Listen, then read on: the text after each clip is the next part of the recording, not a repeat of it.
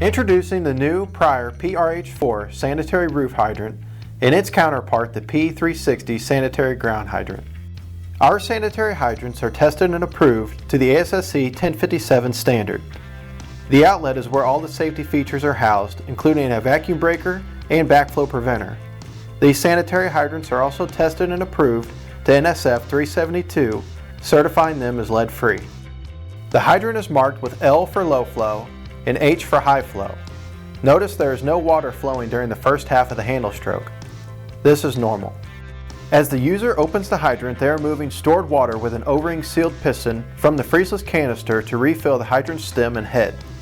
Once the handle stroke reaches the low flow indicator, water begins to flow. Keep in mind, the stored drain water is the first to exit the hydrant, followed directly by fresh supply water. Open the handle fully to achieve high flow.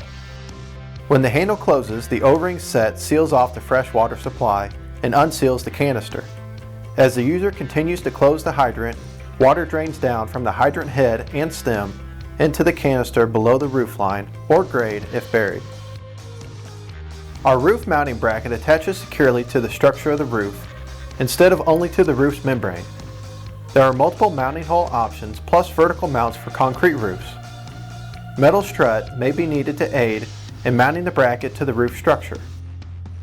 Simple pipe clamps are used to secure the hydrant to the bracket. Then use a wrench and screwdriver to tighten the clamps.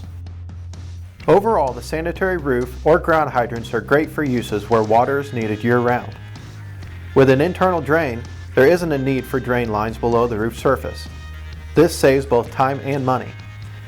Maintenance can be performed above surface, and there is no winterization needed because of the unique piston design. The P-RH4 and P-360 are your sanitary hydrant solutions. Built with purpose by PRIER Products.